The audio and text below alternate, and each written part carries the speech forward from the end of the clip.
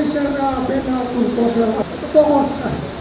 Sir Ben, Sir Ben, may sinabi po si Sir Warren Perez Dugdong, dapat ay baguhin ang 1987 sa Liga Batas.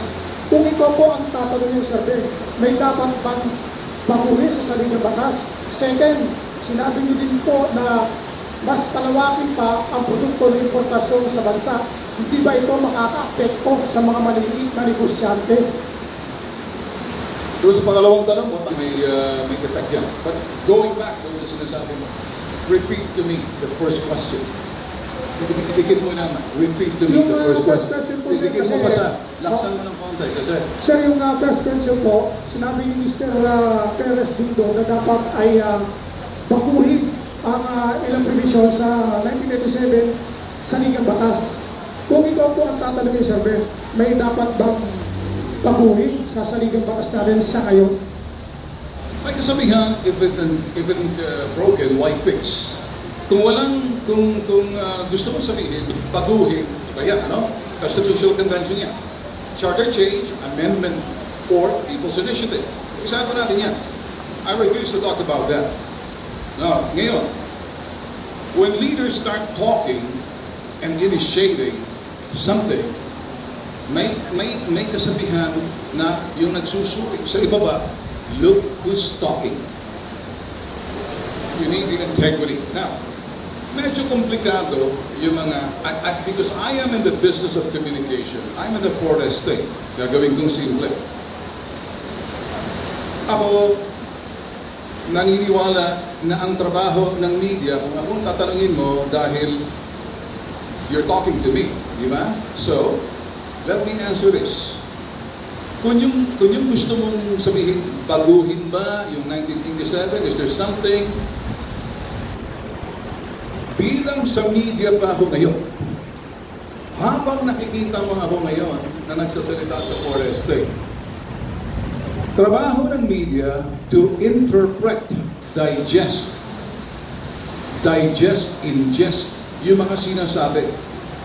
Interpretahin mo yon, isalin mo sa isip mo, and then, para i-translate mo yon, para yung mga tao ang siyang makikinabang doon sa sinasabing, ano man yan, amendment man yan, people's initiative man yan, ang pinag-uusapan dito, economic provisions. May pangamba yung iba dyan na pag inumpisahan natin, ganyan, may kasunod yan. Hindi ako yun. Agnostic ako yan. Ibig sabihin, wala akong papalingan. Para akong binoboses ko lang. Ngayon, when leaders start talking about change or cha-cha, amendment, or constitution, or whatever it is, yung bagay na yan sa tao talaga. Kaya lang, kinakailangan masalin ng husto. Masalin, maintindihan, tulad ng sinasabing mga bagay na dapat mga provision, na tingnan, busisiin, i-revisit nga. Pero, ako naniniwala, ang tao magdedesisyon yan. We can only initiate. But then again, once you start talking that politicize, if you ask me, yeah, I welcome, I like, investors coming in. I'm in favor of it. Okay? I'm in favor. Tulad ng sinabi niya, merong green, mayroong red. Pag ikay investment, kumpiyansa ng mga investors papasok sa bansa natin, it should be green. Go.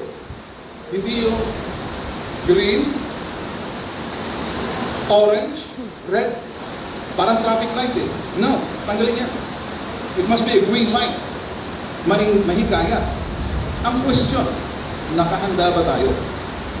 Tatanggapin ba? Sinong sumusulot? Sino nagsusulot? Integridad, credibilidad ng mga nagsasalita. Kasi sa bansa natin ngayon, ang gusto natin, pagkaisahin, sirain natin yung sinasabing the seed, sowing the seed of divisiveness. Yung parang nagpupunla tayo ng paghahati, galit at uot. Hindi yun eh. Pag negosyante ka, focus ka. focus ka. Kaya lang, pag when you start talking na, tapos sinabi ko sa'yo, kaya lang, maingat ako sa aking mga sinasabi. Thank you. Neutral ako dyan. Thank you very much. We have